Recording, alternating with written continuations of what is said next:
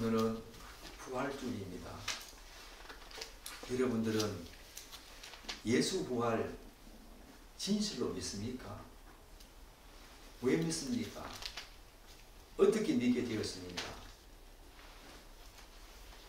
단지 교회 오니까 예수 십자가 돌아가시고 부활하셨더라 라고 하는 하나의 신앙 원리로 그저 신앙 고백적으로 믿고 있지 않습니까? 정말로 예수 부활 믿는다면 여러분의 삶 속에서 예수 부활의 생명이 어떻게 작용하고 있고 여러분 삶 속에 어떤 식으로 드러나고 있습니까? 우리는 이 부활절날 다시 한 번 더 그 사실을 기억하고 자신이 믿는 부활이 진짜 부활인지 부활을 믿고 있는지 다시 한 번 더 돌아봐야 합니다. 경험세계 속에 예수 부활이 우리는 한 번도 경험한 적도 없고 당시의 제자들처럼 예수 부활을 본 적도 없습니다.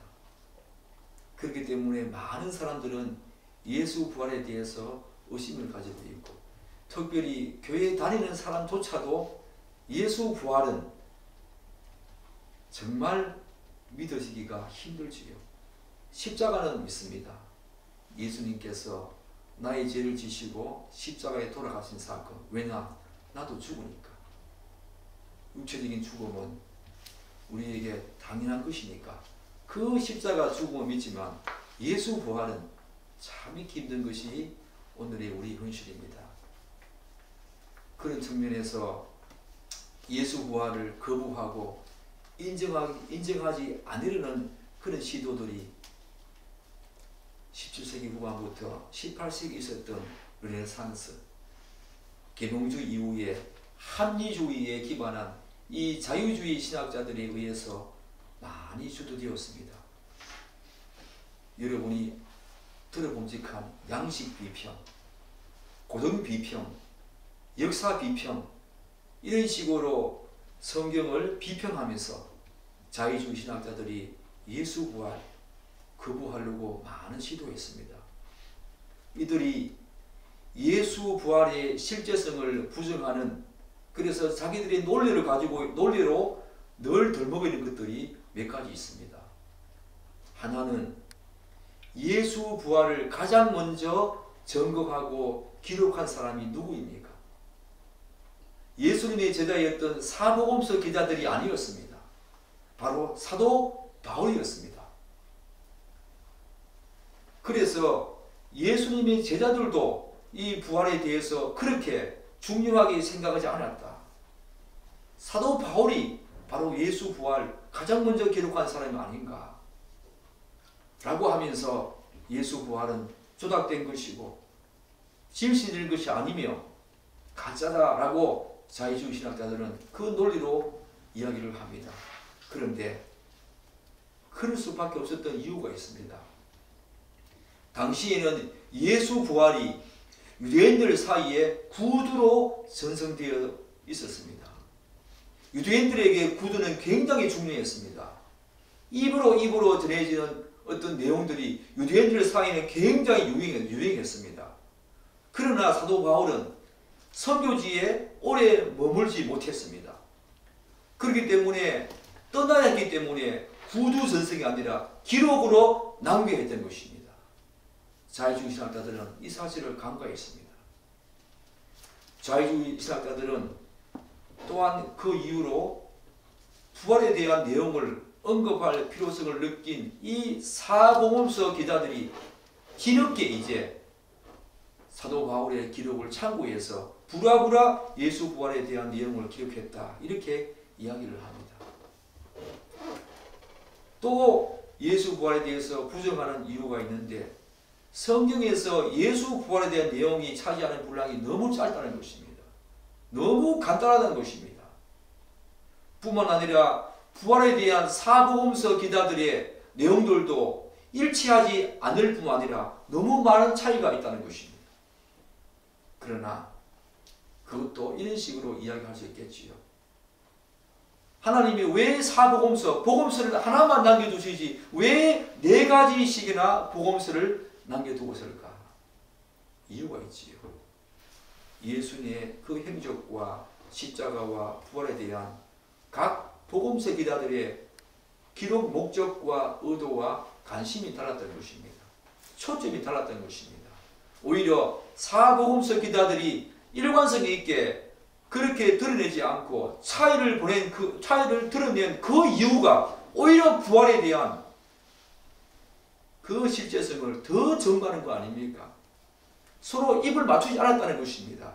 그 자기들이 목격한 그 부활을 자신들의 관점과 목적과 의도 속에 기록했다는 그런 이유가 되겠지요.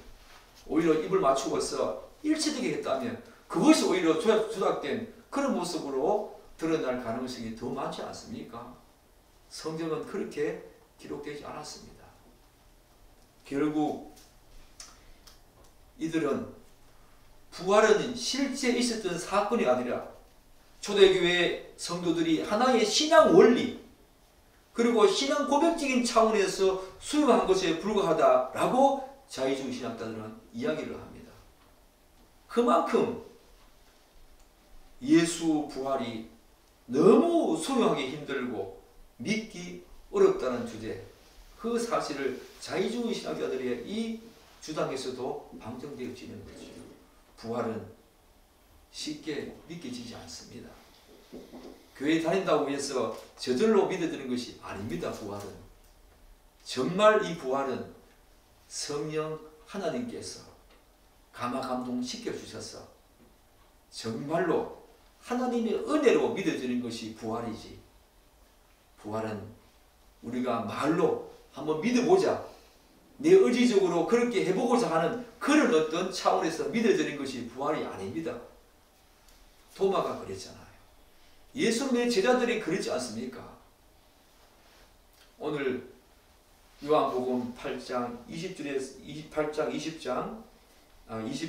24절에서 29절 말씀, 예수님께서 도마에게 그리고 도마를 비롯한 11제자에게 다시 나타나셔서 자신의 모습을 보이신 사건이지요. 물론 이 사건은 도마에게 초점이 주어져 있는 것이 우리에게 이야기하고자 하는 내용이지요. 도마의 의심, 그리고 그 의심 속에서 도마가 정말 믿음 있는 자로 세워지는 그 장면을 오늘 성경은 그대로 이야기합니다. 성경은 예수 믿는 제자들이, 예수를 따랐던 제자들이 이 부활을 당연히 믿게 되었다 그렇게 말하지 않습니다. 있는 실상 그대로 말한다는 것입니다. 그렇기 때문에 우리는 성경을 더 믿을 수 있고 더 역사적인 사실이다, 부활이, 그렇게 우리가 생각할 수 있겠지요. 성경은 거짓이 없습니다. 인간의 본성을 그대로 드러내면서, 죄성을 그대로 드러내면서 그런 죄성과 본성을 지닌 인간이 어떻게 예수 십자가 믿고 예수 부활을 믿게 되었는지 그 과정을 아주 상세하게 기록한다는 것입니다. 요한복음을 보면 부활하신 예수님께서는 마리아에게, 그 막달라 마리아에게 1절, 오늘 20장 보면 1절과 18절에서 나타나셨지요. 그리고 그 위에 있는 19절과 23절에서는 도마가 빠진 10 제자들에게 나타나셨습니다. 본문은 부활하신 예수님께서 이제 도마를 비롯한 11 제자에게 나타나신 장면을 우리에게 보여줍니다. 그 초점은 물론 도마에게 주어져 있지. 그런데 우리는 부활하신 예수님께서 10 제자들에게 8일 전에, 이전에 10 제자들에게 나타나셨을 때 왜 도마가 그 자리에 없었는지 의문점을 가질 수 있지요. 왜 그랬을까요? 10 제자들이, 이제 가룟유다가 빠진 11명의 제자들이 함께 모여 있어야 정상적인데 왜 그 자리에 맨 처음에 예수님께서 제자들에게 나타났을 때 왜 도마가 빠졌을까? 여러분 그 생각해 보았습니까? 정확한 이유는 알 수 없습니다. 성경이 그 사실을 우리에게 말하고 있지 않기 때문입니다. 그러나 한 가지 분명한 사실은 그 자리에 도마가 빠진 것은 누구의 강요와 누구의 어떤 이야기가 아니라 자기의 스스로 의지적인 측면에서 자기 스스로 의지적인 측면에서 참석하지 않았다라고 하는 것은 분명합니다. 그래서 우리는 도마의 성격을 통해서 그 이유를 한번 추측해 볼 필요성이 있지요. 예컨대 도마는 요한복음 11장 16절에서 예수님께서 죽은 나사로에게 가자라고 하실 때 도마가 무슨 말을 합니까? 그가 다른 제자들에게 우리도 주와 함께 죽으러 가자라고 하는 뜬금없는 말을 합니다. 죽은 나사로에게 가자라고 했는데 도마가 뜬금없이 우리도 주와 함께 죽으러 가자라고 하는 말을 한다는 것입니다. 이를 볼 때 도마는 다소 뜬금없는 소리를 하는 것 같으면서도 겁이 없습니다. 죽으러 가자라고 하면서 겁이 없다는 거예요. 그리고 약간 죽으러 가자라고 하는 그 의미 속에서 약간 비관적인 성격을 지닌 듯합니다.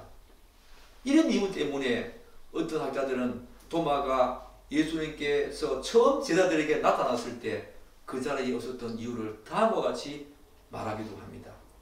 즉 다른 제자들은 두려워서 밖으로 나가지 못했지만 그런 두려움도 없이 밖으로 나가서 예수에 관한 소문의 진상을 확인하려고 했을 것이다. 그래서 아마 그 자리에 없었을 것이다 라고 추측을 한다는 것입니다. 또 어떤 학자들은 그가 다른 제자들보다 다소 우울한 성격의 소유자였다라고 말합니다. 그래서 예수님의 죽음이 그에게 너무 큰 충격으로 다가왔기 때문에 깊은 슬픔에 잠겨있던 도마가 그 자리에 없지 않았을까라고 추측합니다. 여러분은 도마가 왜 그 자리에 없었는가 어떻게 생각하십니까? 이 도마의 성격을 볼 때 여러분들은 어떤 이유 때문에 도마가 그 자리에 없었을까 생각하십니까? 그런데 본문 25절을 보면 도마는 다른 제자들이 우리가 주를 보았노라 라고 했을 때에 도마가 뭐라 합니까? 25절 한번 보십시오. 이르되 내가 그의 손에 못자국을 보며 내 손가락을 그 못자국에 넣으며 내 손을 그 옆구리에 넣어보지 않고는 믿지 아니하겠노라 라고 이야기를 한다는 것입니다. 사랑하는 여러분, 의심 많은 도마를 보게 됩니다. 그런데 그도 그럴 것이 제자들이 도마에게 우리가 주를 보았노라 라고 한 말은 한두 번 그렇게 한 말이 아닙니다. 이 말의 의미는 그 말은 계속해서 도마에게 우리가 주를 보았노라 지속적으로 말을 했다는 의미입니다. 그럼에도 불구하고 도마는 25절의 반응을 보인 것입니다. 이를 볼 때 도마는 의심이 많으면서도 얼마나 세세합니까? 그의 손의 못자국을 보며 내 손가락을 그 못자국에 넣으며 내 손을 그 옆구리에 넣어보지 않고는 내가 믿지 않겠다라고 하는 것을 보아서 의심이 많으면서도 굉장히 꼼꼼하고 세심한 성격의 소유자다. 나도 주를 보면 믿겠다라고 한 것이 아니지요. 이렇게 상세하게 기술하고 있다는 측면에서 그의 성격은 굉장히 꼼꼼하고 세심한 성격이었다. 그리고 틀림없이 의심이 많은 사람이다. 직접 그 사실을 확인하지 않고는 내가 믿지 않겠다라고 하는 면에서 의심이 많은 자가 틀림없다. 우리가 그렇게 진단할 수 있겠지요. 어쨌든 부활하신 예수님께서 이러한 제자들에게 보이셨을 때 토마가 그 자리에 없었다는 것은 정말 중요한 사건, 예수님의 첫 설교, 부활하신 예수님의 첫 설교, 정말 중요한 사건, 그리고 예수님의 부활을 볼 절호의 기회를 놓쳤다는 측면에서는 결코 가볍게 여기면서 지나칠 수가 없습니다. 그 위대한 자리에, 그 놀란 자리에 그가 없었다는 것은 우리가 쉽게 지나칠 수 있는 내용이 아니지요. 사랑하는 여러분, 언제 부활하신 주님께서 여러분에게 은혜 주실 줄 모릅니다.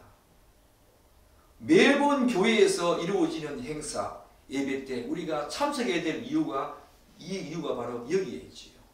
예수님께서 언제 여러분에게 은혜 주실지, 언제 여러분에게 하나님의 강력한 계시의 말씀으로 여러분을 두드리실지 아무도 모른다는 것입니다. 도마는 그 사실을, 그 자리를 참석하지 못함으로 말미암아 그 시간을 놓친 것입니다. 저러기에 예수님의 첫 부활을 목격하며 예수님의 첫 설교를, 그 위대한 생명의 설교를 들을 기회를 놓쳐버린 것입니다. 결코 가볍게 여긴 내용이 아니지. 여러분들은 이 귀한 예배에 그런 마음으로 참석하십니까? 정말 은혜 주실, 정말 내가 은혜 받을 때이다. 이 예배가 한 번의 예배지만 1년에 365일 가운데에서 52주가 있다면 그 52분의 1에 해당하는 그런 어떤 주일이지만, 예배지만 여러분들이 예배 참석할 때 어떤 마음으로 참석하십니까? 정말 하나님께서 나에게 은혜 주실 것을, 그렇게 중요한 날이라 조의 기회다 라고 하는 마음으로 참석하십니까?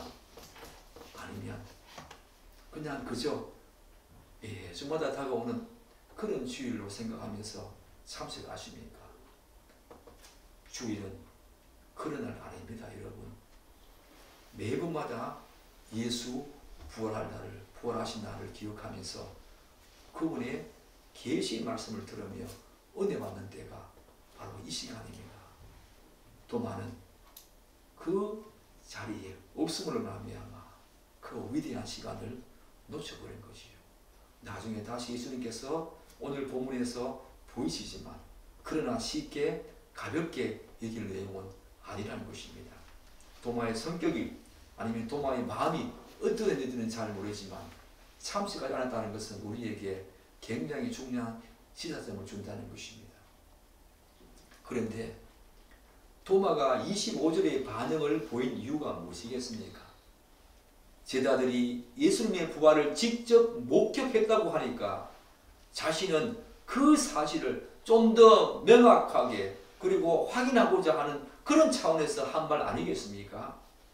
그 도마는 제자들이 목격했다는 그 예수님이 환영이나 환상, 도깨비가 아니라 정말로 자신이 직접 목격한 예수의 죽음, 십자가에 죽으신 예수님, 그분이 다시 살아나신 것이 맞는가? 라고 하는 실제 자신의 눈으로 직접 보고 만져봄으로써 확인하고자 하는 그런 마음들이 너무 강했기 때문에 오늘 25절의 반응을 보인 것입니다. 그럼에도 불구하고 우리는 도마의 이런 반응이 너무 과한 것이 아닌가 라고 생각할 수 있지요. 그리고 다른 제자들이 지속적으로 부활하신 주를 보았다고 그렇게 말하는데 왜 자신은 그 사실을 믿지 못했을까? 결과적으로 도마의 이런 반응은 다른 제자들을 거짓말쟁이로 몰아가는 하나의 형국으로 세워져가는 그런 모습을 보게 되었습니다. 제자들이 지속적으로 보았다고 하는데 못 믿는다는 것은 자기가 그렇게 사랑했던, 같이 동무동역하며 동역했던 그 제자들을 거짓말쟁이로 지금 몰아가는 형국이지요. 뿐만 아니라 더 심각한 것은 무엇이겠습니까? 제자들이 도마에게 그 사실을 말하면서 무엇을 함께 말했겠습니까? 예수님이 살아계실 때에 사흘 만에 다시 살아나신다는 그 말씀을 함께 전하지 않았겠습니까? 그 말대로 되었다. 정말 그분의 말씀대로 되었다. 라고 도마에게 함께 말하지 않았겠습니까? 한번 추측해 보십시오. 우리가 주를 보았다. 부활하신 주를 보았다.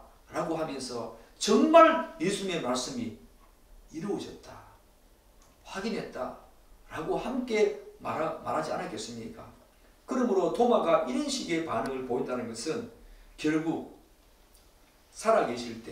예수 살아계실 때 자신을 포함한 제자들에게 하신 말씀을 믿지 않은 불신앙적인 모습을 함께 드러낸, 그 의심과 함께 드러낸 것이죠. 그런데 우리는 이 지점에서 도마의 반응에 대해서 좀 더 진지하게 살펴보아야 합니다. 오늘 말씀의 제목이 도마의 의심, 그리고 더 복된 자. 도마의 의심, 어떤 성격의 의심입니까? 우리는 이 부분을 살펴야 합니다. 여러분의 의심도 지금 예수 부활을 믿지 않는다면, 여러분의 의심도 도마의 의심의 성격이라면 괜찮습니다. 한번 보십시오. 신앙과 관련한 의심에는 두 가지 의심이 있습니다. 하나는 정말 그 사실을 믿고 수용하고 싶은데 그 사실이 잘 믿어지지 않아서 하는 의심이 있습니다. 정말 믿고 수용하고 싶은데 현재적인 자신의 상황과 믿음 속에서는 잘 믿어지지 않아서 의심하는 그런 경우가 있죠. 순수한 의심입니다. 믿고 수용하고자 하는 생각에서 발로된 순수한 의심이지요. 도마처럼. 또 다른 한 가지는 반대로 어떤 사실이나 사건을 원래부터 믿거나 받아들이기 싫어서, 즉 정말 거부하고 싶어서 회의적이고 순수하지 못한 의심이 있습니다. 누구겠습니까? 자유주의 신학자들이지요. 그들은 예수 부활을 믿고 싶지 않은 것입니다. 믿고 싶지 않아서 그런 식의 논리를 들여대는 것입니다. 그리고 예수님 당시에 누구였습니까? 바리새인들이었습니다. 서기관들이었습니다. 유대 종교 지도자들이었습니다. 이들의 의심은 순수하지 못하고 회의적인 부정적인 의심이지요. 믿고 싶지 않아서 그런 의심을 한 것입니다. 도마의 의심은 달랐던 것입니다. 바로 도마의 의심은 전자의 의심이었지요. 그 도마의 의심은 예수님의 부활을 정말 믿고 싶은데 현재적인 자신의 믿음의 수준과 이성적으로 합리적인 판단으로는, 곧 눈으로 그 사실을 확인하기 전에는 도저히 그럴 수 없다는 순수한 마음에서 발로된 의심이었습니다. 믿고 싶은데, 그렇게 믿고 싶은데 열한 제자들이 그렇게 말하는 예수 부활 목회겠다는데 나도 거기에 동참해서 믿고 싶은데 그렇지 않은 자신의 삶을 이런 식으로 드러낸 것이죠. 따라서 그의 의심은 순수한 마음이었습니다. 정말 바른 진리를 갈망하며 그것을 확인하고자 하는 그런 의심이었습니다. 이런 의심은 어떤 성격이 있는지 아십니까? 어떤 특징이 있는지 아십니까? 답답합니다. 정말 답답합니다. 나도 믿고 싶은데, 나도 그 사실을 받아들이고 수용하고 싶은데 그 사실이 믿겨지지 않아서 정말 죽을 지경 답답하다는 것입니다. 그런데 바리새인들과 유대인들과 자유주의 신학자들은 그런 반응 아닙니다. 답답하지 않습니다. 왜? 처음부터 믿고 싶지 않아서 거부했기 때문입니다. 여러분의 의심은 어떤 의심입니까? 정말 답답하십니까? 예수 부활을 믿고 싶은데, 정말 나도 생명의 부활로 나오는 그 사실을 믿고 싶은데, 그래서 이 땅에서 생명의 그 생기에 있는, 역동력이 있는 예수 부활을 말미암아 그런 삶을 살고 싶은데 그런 삶을 제대로 살지 못하는 것에 대해서 여러분 답답하십니까? 그렇다면 여러분의 의심은 도마의 의심과 같은 맥락의 의심인 것입니다. 그렇다고 해서 도마를 흔히 말하는 과학주의, 곧 무엇이든지 눈으로 직접 확인해서 증명되어야만 어떤 현상이나 사실을 인정하고 받아들일 수 있다는 생각을 가진 그런 과학주의, 그런 생각 가진 자로 치부하면 안 됩니다. 왜냐하면 대개 신앙과 관련하여 과학주의를 표방하는 사람들의 기저에는 어떤 현상이나 사실, 사건을 수용하거나 인정하겠다는 생각보다는 오히려 그 반대로 믿고 싶지 않고 인정하지 않으려는 부정적인 생각과 나쁜 동기가 전제되어 있는 경우가 많기 때문입니다. 과학주의는 그렇습니다. 믿고 싶지 않아서. 그러나 도마의 의심은 그런 것이 아니었지요. 어쨌든 도마의 반응은 다양한 한계를 지닌 연약한 인간이 흔히 볼 수 있는 믿음과 태도이기 때문에 마냥 정죄할 일은 아니지요. 도마를 의심하는 자로 정죄하면 안 된다는 것입니다. 제자가 뭐고래? 정말 제자 맞았는가? 정말 도마가 제자 맞는가? 그렇게 예수님께서 살아생전에 여러 차례에 걸쳐가지고 자신의 부활을 증거했건만, 예언했건만, 또한 열 제자들이 그렇게 지속적으로 그렇게 예수 부활을 목격했다고 말을 함에도 불구하고 의심하는 도마를 보고, 야, 도마가 너무한 거 아닌가? 그렇게 치부하면 안 된다는 것입니다. 왜냐하면 이런 반응은, 도마의 이런 반응은 어떤 현상이나 사실을 그저 아무 생각 없이 맹목적으로 믿는다거나, 혹은 그냥 믿자, 한번 믿어보자 라는 식의 자기 최면을 거는 그런 사람이 아니라면 대부분의 사람들이 보이는 일반적인 반응이고 또한 태도이기 때문입니다. 그렇기 때문에 도마를 함부로 정죄하면 안 된다는 것입니다. 왜냐하면 부활은 인간 경험 세계 속에서는 찾아볼 수 없는 내용 아닙니까?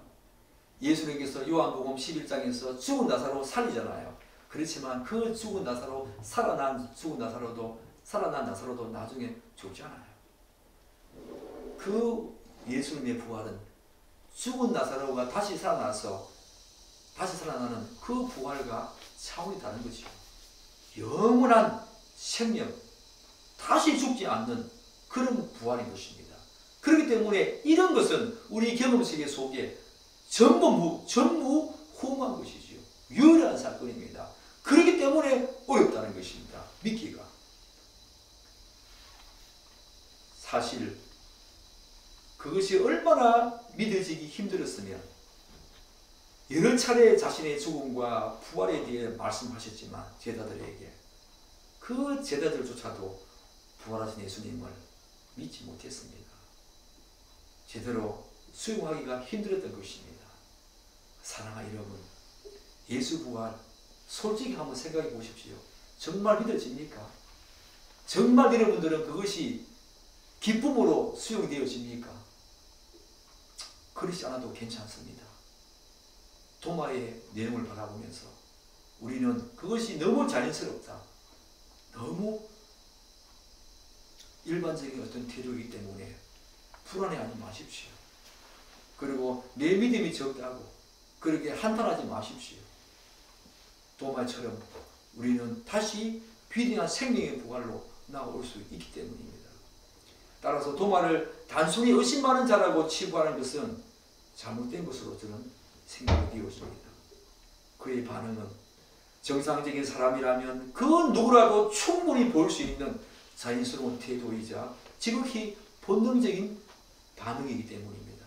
그럼에도 불구하고 도마의 의심은 우리 경험 세계 속에 있는 부활이 절대로 있을 수 없다는 자신의 감정과 파편적인 지식에 충실했지. 일찍이 주님이 죽으시고 다시 살아나겠다고 한 말씀, 그리고 제자들의 그 증언에는 충실하지 않았다는 점에서 우리가 바람직한 것으로 받아들이기는 또 힘들지요. 도마는 자신의 감정과 자신이 알고 있는 파편적인 지식에 충실했습니다. 그러나 예수 살아계실 때 그분이 하신 말씀과 제자들의 증언에 충실하지 않았다는 것입니다. 여러분들이 이런 도마 같은 의심을 하되 자신의 감정과 여러분의 이성과 파편적인 지식에 충실하지 마십시오. 하나님의 말씀에 더 충실하시고 하나님의 말씀이 진리라고 하는 사실들을 계속 여러분이 믿음으로 반응하면서 나아가야 한다는 것입니다. 그럴 때 의심의 그림자가 다 사라지는 놀라운 역사를 여러분도 경험하게 되어진다는 것입니다. 그렇다면 사랑하는 여러분, 이러한 도마의 의심에 대해서 예수님은 어떻게 반응하시면서 행동하시는가? 우리 26절과 27절 한번 읽겠습니다. 이들을 지나서 제자들이 다시 집 안에 있을 때에 도마도 함께 있고 문들이 닫혔는데 예수께서 오사 가운데 서서 이르시되 너희에게 평강이 있을지어다 하시고 도마에게 이르시되 내 손바닥을 이리 내밀어 내 손을 보고 내 손을 내밀어 내 옆구리에 넣어보라. 그리하여 믿음 없는 자가 되지 말고 믿는 자가 되라. 이렇게 말씀하십니다. 부활하신 예수님께서는 열 제자들에게 나타나신 후에 오늘 본문을 보면 8일이 지난 안식일날 도마를 비롯한 11 제자들이 모인 곳에 다시 찾아오셨습니다. 저는 궁금했습니다. 왜 이때는 도마가 있었을까? 여러분, 그런 의문 좀 들지 않습니까? 왜 8일 전에는 없었는데 왜 이때는 도마가 함께 있었을까? 어쨌든 예수님께서는 너희에게 평강이 있을지어다 맨 처음에 제자들에게 나타나셨을 때 하신 말씀과 동일한 말씀하십니다. 너희에게 평강이 있을지어다 라고 하신 후에 도마를 꼭 집어서 네 손가락을 이리 내밀어 내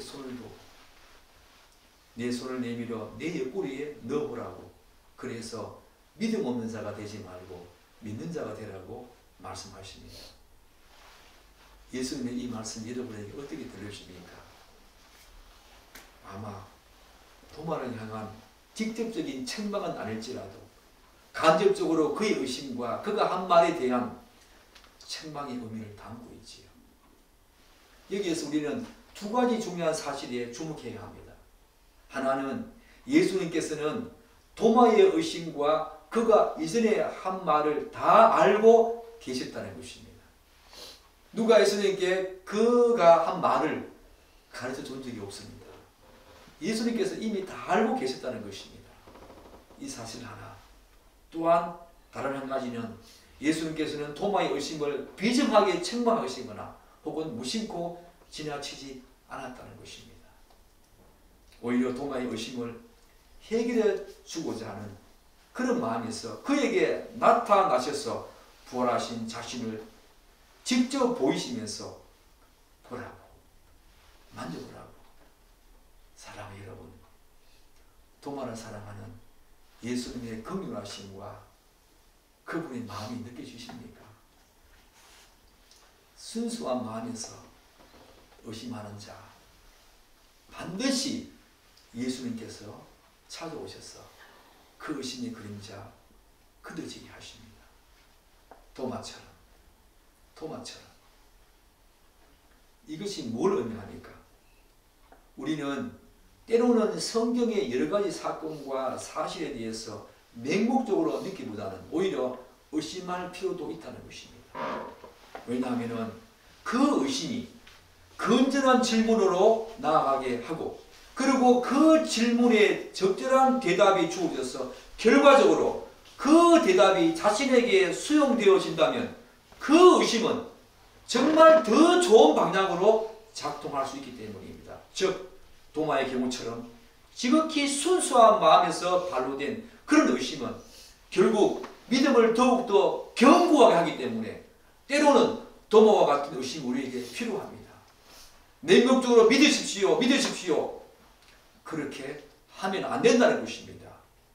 그런 믿음은 나중에 어려움이 왔을 때에 견고하지 못하여서 허물어지는 그런 불상사가 날 수 있다는 것입니다.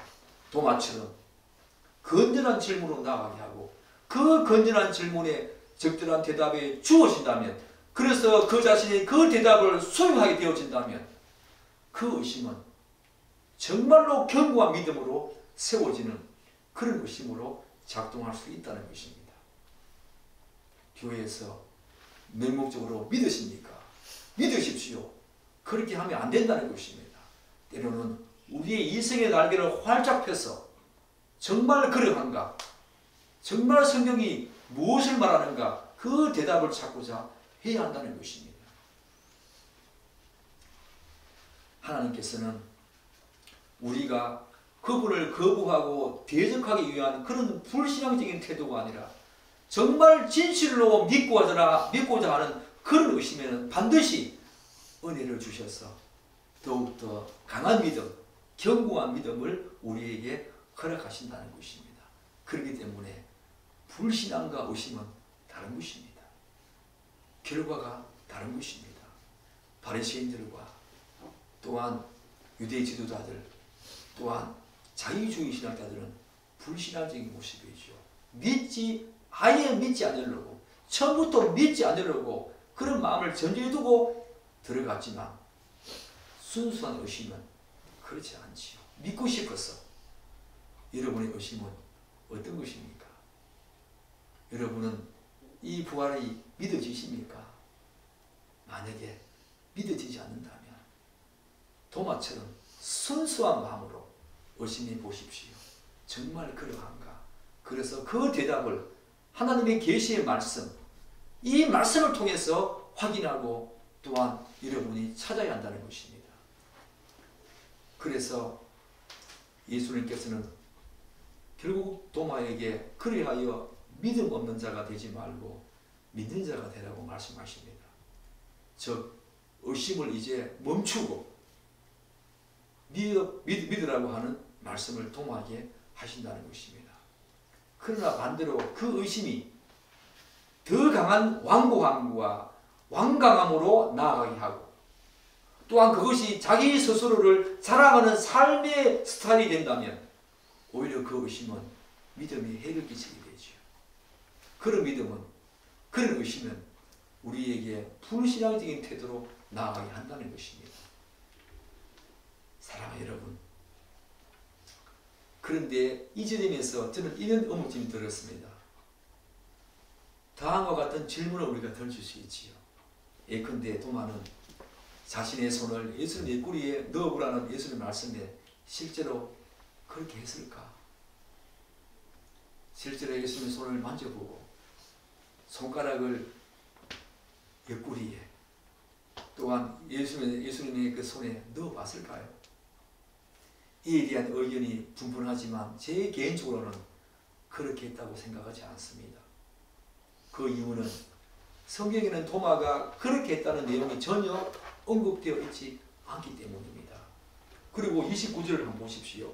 29절에서 예수님께서는 도마에게 너는 나를 본 거로 믿느냐라고 했을 뿐 너는 나를 보고 만진 거로 믿느냐라고 말씀하지 않았기 때문입니다.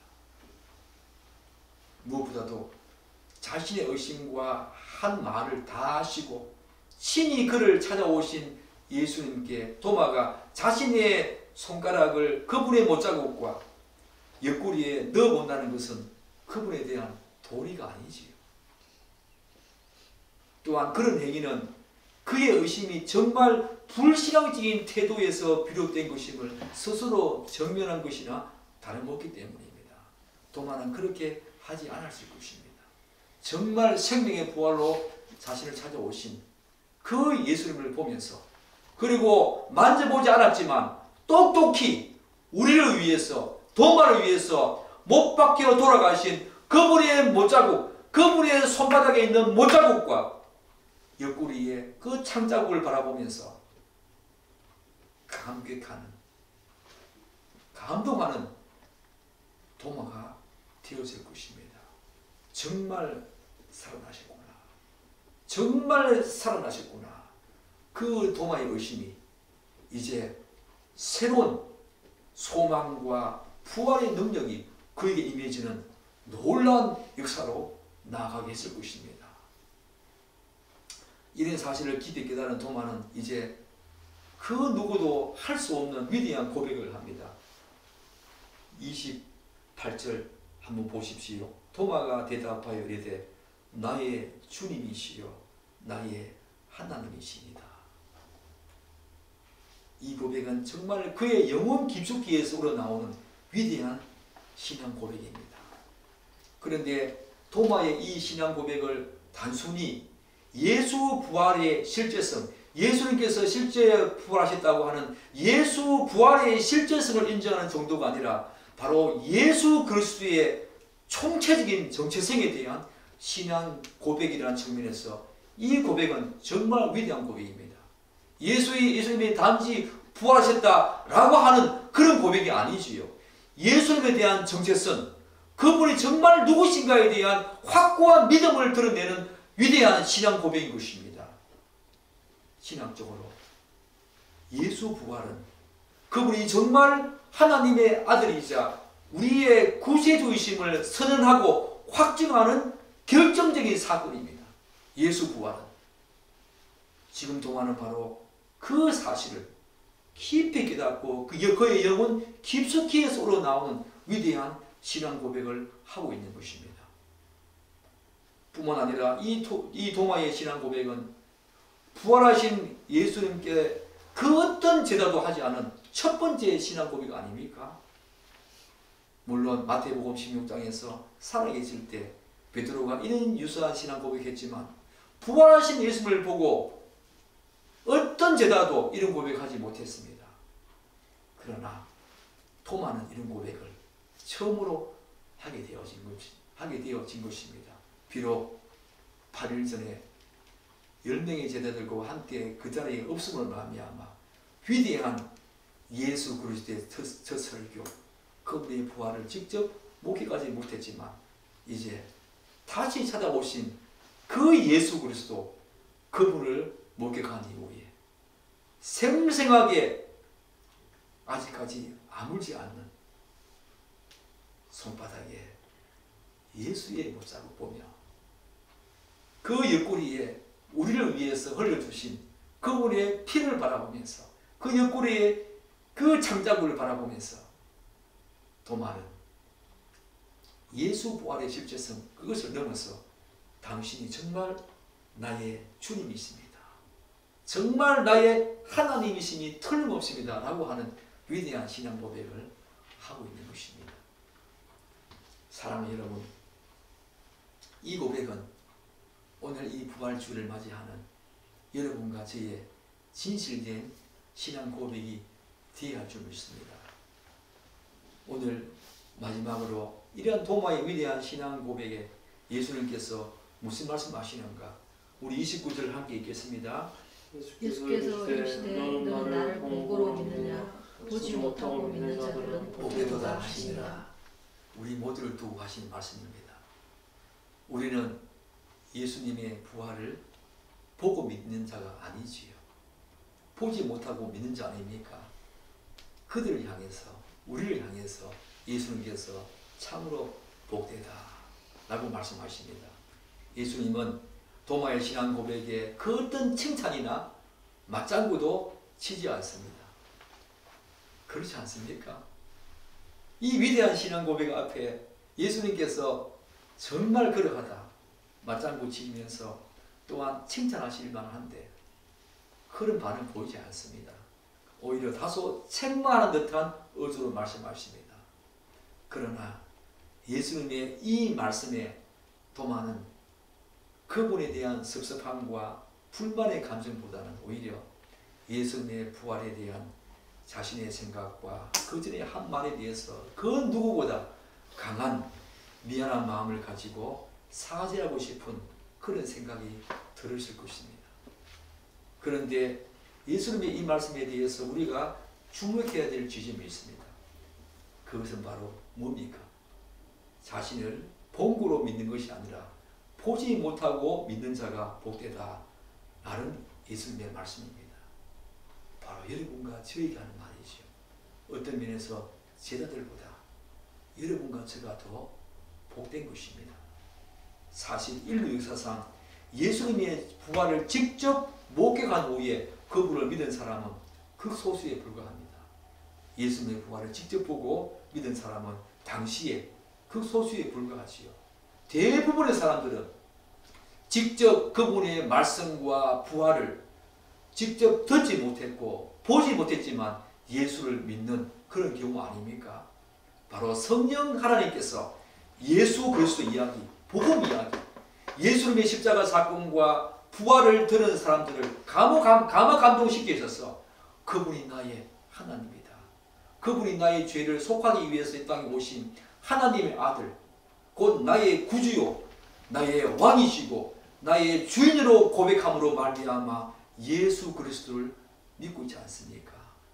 여러분들은 그렇게 믿고 그렇게 또 신앙생활을 하고 있는 그런 우리의 모습 아닙니까? 우리가 더 복됩니다.